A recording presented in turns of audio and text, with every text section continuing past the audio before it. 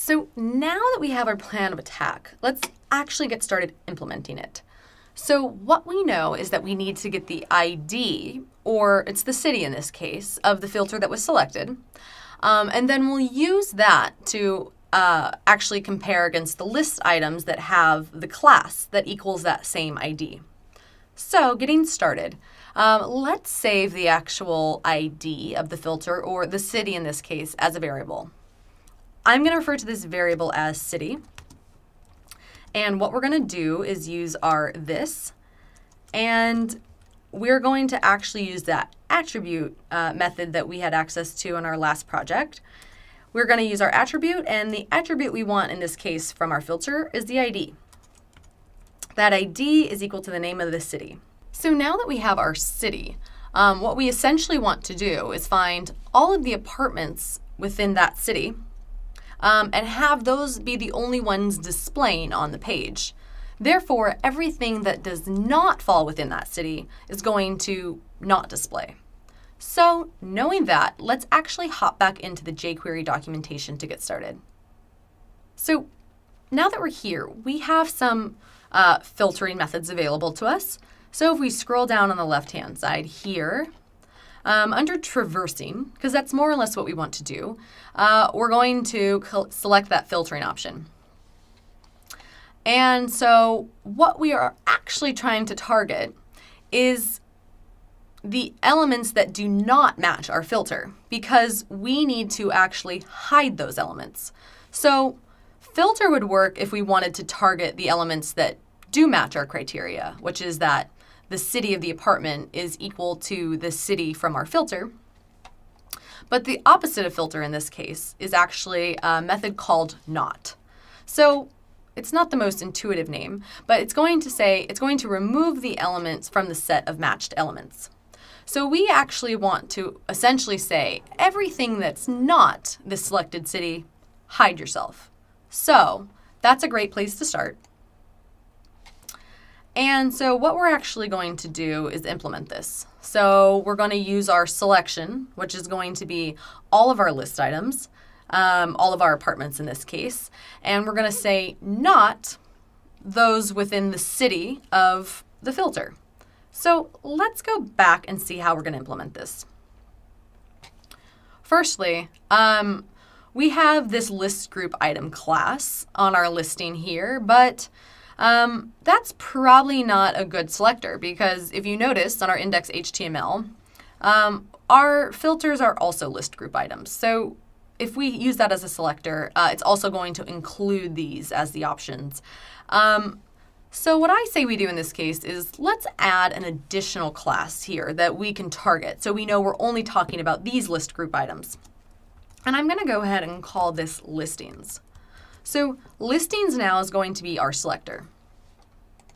So going down here, we're going to use our listings class. And now we want to use that not method. So we're going to say not.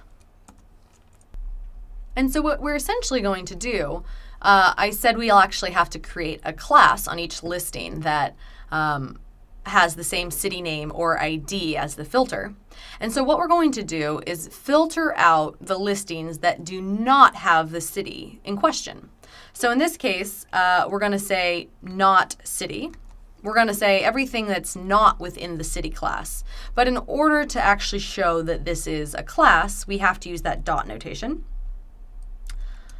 So we're going to say dot plus city. So what this is actually going to do is turn this filter, this city over here, into our class. And what we're going to be left with is only the listings that have the ID in question. Everything else is going to be targeted, and we can actually say, go hide yourself. We're not interested. We only want to know the listings within the city that we care about. So one way to do this is actually using the CSS method. So the CSS method in this case is actually just implemented by saying CSS. And then we're going to target the property that we want to actually adjust in this case. In this case, it's going to be display. And we also got to set the value of that property, which is going to be none. So we're basically saying for all of our listings here, if you do not have the class of the city in question, which we'll get to in a moment, set your display to none. So next step is actually applying this specific class to our apartment listing here. So in order to do that, why don't we make another variable? And we can just call this variable apartment class. This is going to be a class that we add to this list of classes here. And this class, like we said, is going to be the apartment city. So we have the apartment city available to us, right? Because we've actually been accessing all of the other properties in this apartment. So we can say apartment.city.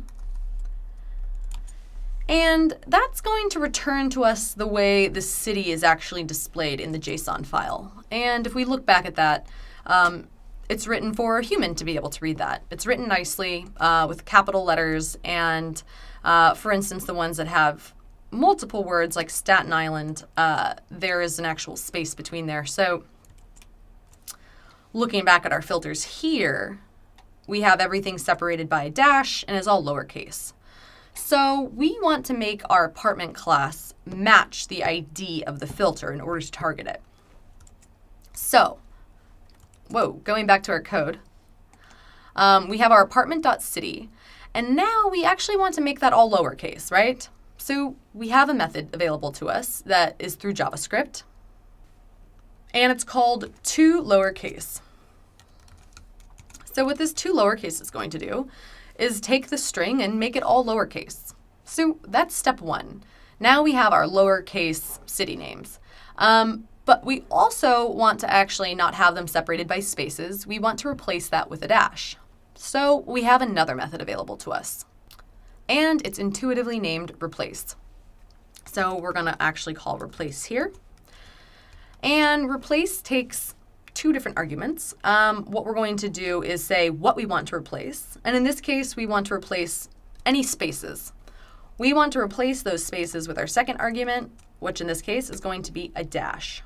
So we're saying take the apartment city, make it all lowercase, and replace any spaces that you have with a dash. So this is going to be formatted exactly how the ID of the filter is. So now that we have our apartment class, we actually need to include it in our HTML here. So one way I'm just going to do that is through concatenation, just like we had been doing before.